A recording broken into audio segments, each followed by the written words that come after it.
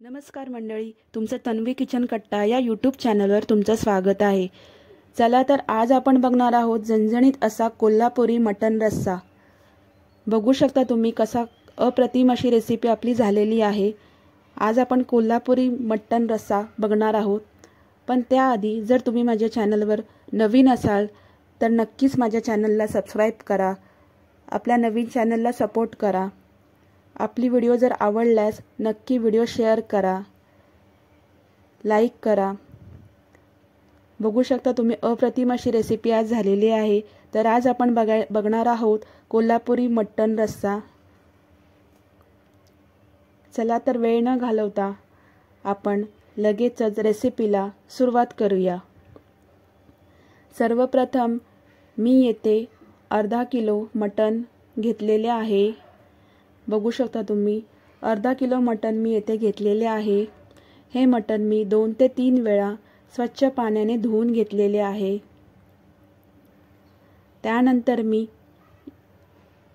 येथे सर्वप्रथम 2 ते 3 तमालपत्र घेतली आहेत। त्यानंतर 4 मोठे चमचे तेल घेतले आहे।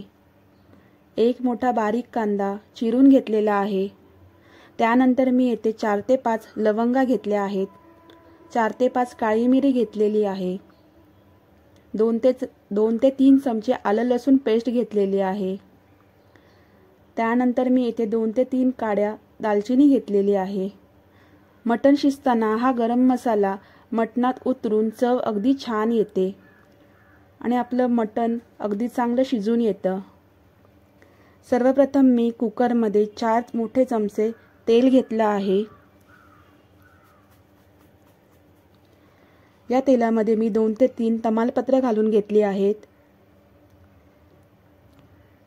त्यानंतर मी दालचिनीच्या काड्या घातल्या आहेत। 2 ते 3 दालचिनीच्या काड्या घातलेल्या आहेत। त्यानंतर मी येथे काळी मिरी आणि लवंग घालून घेतले आहेत।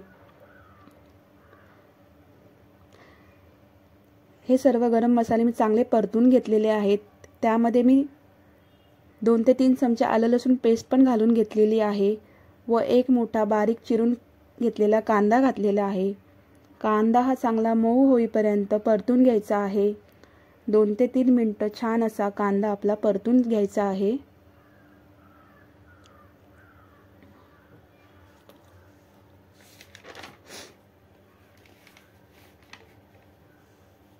आपला कांदा हा चांगल्या प्रकारे भाजून झालेला आहे। त्यानंतर मी येथे पाव चमचा हळद घातलेली आहे। हळदही चांगली एकजीव करून चांगली अशी परतून घ्यायची आहे।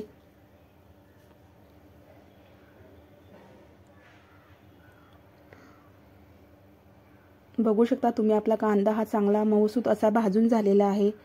त्यानंतर आपण येथे मटणाचे पीस घालून घ्यायचे आहेत।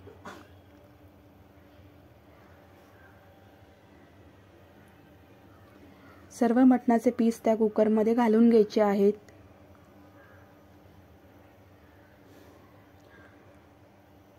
मटणाचे पीस घालून घेतल्यावर चांगल्या प्रकारे परतून घ्यायचा आहे, जेणेकरून जो आपण गरम मसाला भाजून घेतलाय तो त्याला चांगल्या प्रकारे लागला जाईल।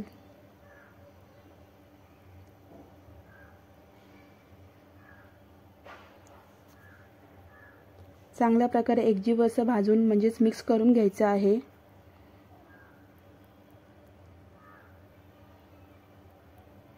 त्यानंतर मी येथे चवीनुसार मीठ घालून घेत आहे। आता मीठ थोडंच घातलं आहे, आपल्याला थोडंसं मीठ परत नंतर घालायचं आहे चवीनुसार। मीठही चांगलं एकजीव असं करून घ्यायचं आहे।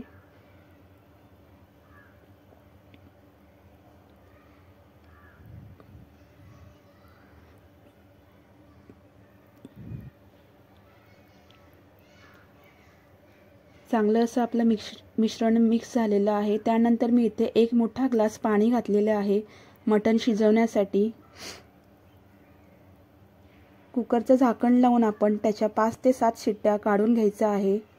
त्यानंतर मी येथे घेतलेले आहे 2 मोठे कांदे चिरून घेतलेले आहेत। 2 चमचे जिरं, 2 चमचे तीळ, सफेद तीळ आणि 2 चमचे खसखस आणि 1 सुका खोबरं किसून घेतलेलं आहे। 1 कप सुका खोबरं। सर्वप्रथम एका पॅनमध्ये मी जिरं घालून घेतलं आहे। त्यानंतर मी तीळ घालून घेतलेले आहे. त्यानंतर मी येथे खसखस घालून घेतलेली आहे. सर्व जिन्नस घालून झाल्यावरती आपल्याला हे चांगल्या प्रकारे भाजून घ्यायचं आहे.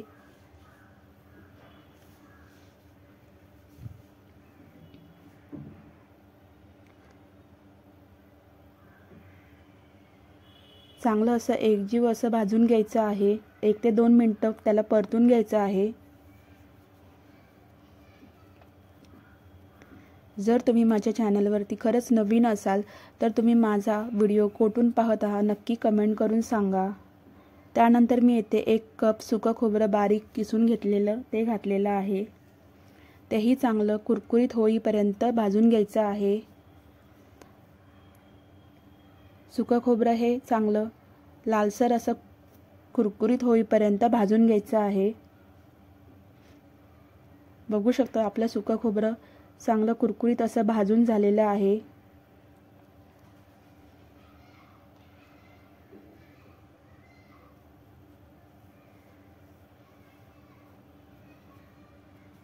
कोणाकोणाला मटण आवडतं हे नक्कीच कमेंट करून सांगा. मला तर मटण अजिबात आवडत नाही, पण मला बनवायला खूप आवडतं. अशा प्रकारे आपलं चांगलं कुरकुरीत असं सुकं खोबरं भाजून झालेलं आहे. बघू शकता तुम्ही.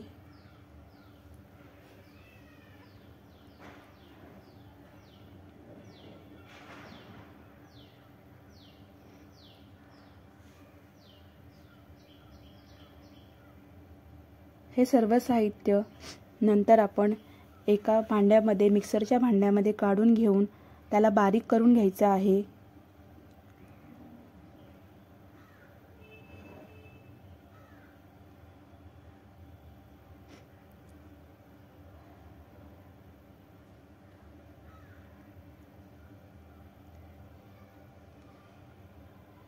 चांगल्या प्रकारे त्याला बारीक करून घ्यायचं आहे. न पाणी घालता ह्या मिश्रणाला तुम्ही बारीक करून घ्यायचं आहे. त्याच पॅनमध्ये आपण परत बघू शकता तुम्ही कसं बारीक करून घेतलेलं आहे. नंतर त्याच पॅनमध्ये आपण 2 चमचे तेल घालणार आहोत. 2 ते 3 चमचे तुम्ही तेल घालू शकता.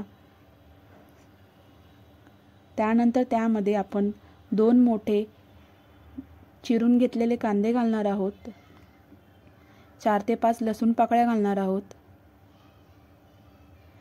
3 ते 4 तुकडे आल्याचे घालणार आहोत. कांदाही चांगला मऊसूत होईपर्यंत तुम्हाला 2 ते 4 मिनिटं चांगला परतून घ्यायचा आहे.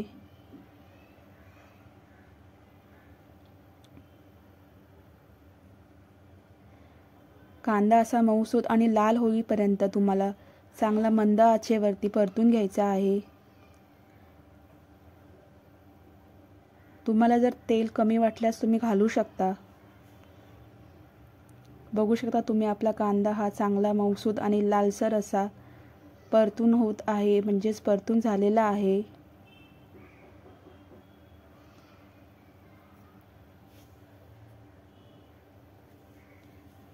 जे आपण आधी बारीक मिश्रण करून घेतलेलं आहे त्याच मिक्सरच्या भांड्यामध्ये हे सर्व साहित्य घालून घ्यायचे आहे.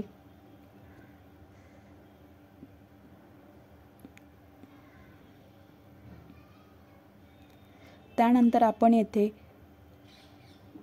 स्वच्छ धुवून घेतलेली कोथिंबीर या मिक्सरच्या भांड्यामध्ये घालून घ्यायची आहे व हे सर्व साहित्य परत न पाणी घालता बारीक करून घ्यायचं आहे. बघू शकता तुम्ही मी सगळं वाटून घेतलेलं आहे. बारीक असं वाटून घेतलेलं आहे. त्यानंतर आपण त्याच पॅनमध्ये 4 मोठे चमचे तेल घ्यायचं आहे.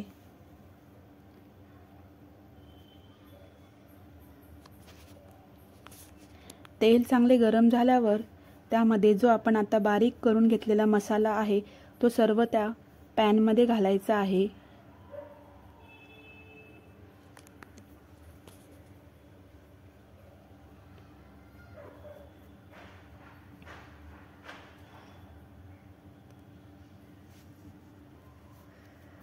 सर्व मसाला मी त्या पॅनमध्ये घालून घेत आहे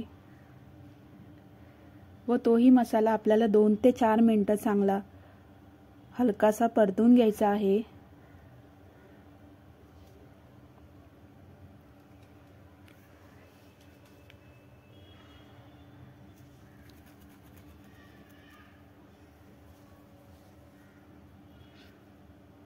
बघू शकता तुम्ही चांगल्या प्रकारे परतून घ्यायचा आहे।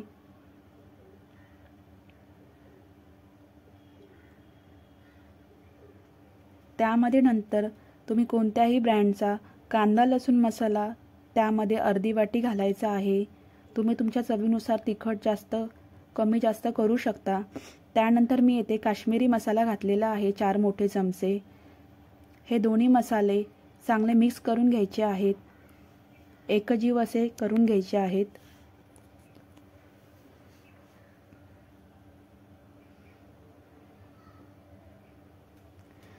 त्यानंतर मी येथे घरामधला असलेला तिखट मसाला जो आपला असतो तो घालून घ्यायचा आहे। मी येथे 2 चमचे म्हणजे चवीनुसार घालून घेतलेला आहे। तुम्ही तुमच्या चवीनुसार तिखट हवं असेल तर तुम्ही जास्त कमी प्रमाण करू शकता। मी येथे 1 चमचा घरचा तिखट मसाला घालून घेतलेला आहे। तोही चांगल्या प्रकारे एकजीव असा त्या मिश्रणात मिक्स करून घ्यायचा आहे।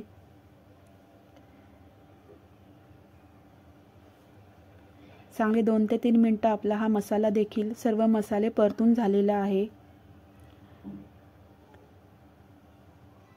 त्यानंतर येथे मी जे आपण मटण शिजवून घेतलेले आहे ते सर्व मटण आणि पाणी सर्व ह्याच्यामध्ये घालून घेत आहे।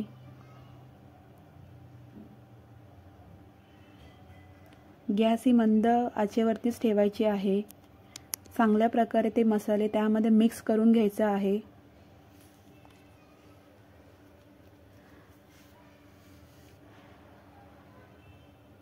त्यानंतर मी मिक्सरमध्ये आपण जे मिश्रण वाटून घेतले होते त्यामध्ये थोडंसं पाणी घेऊन अजून थोडं यामध्ये पाणी घालणार आहे, जेणेकरून आपला जो राहिलेला मसाला असतो तोही त्यामध्ये निघून जातो।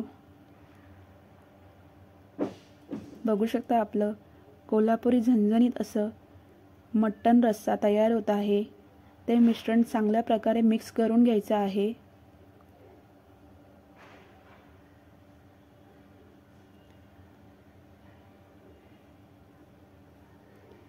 गॅस ही मंद आचेवर ठेवायची आहे।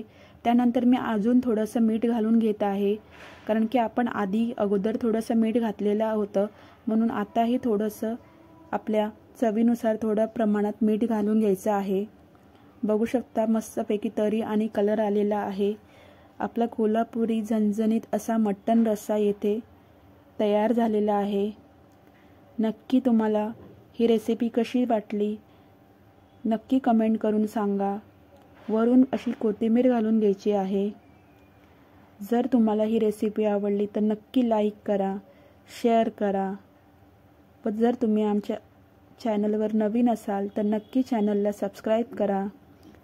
अशा प्रकारे सर्व करून घेतलेला आहे। येथे आपला कोल्हापुरी मटण रस्सा तयार झालेला आहे। चला तर भेटूया आपण नेक्स्ट व्हिडिओमध्ये। स्वस्त रहा, मस्त रहा।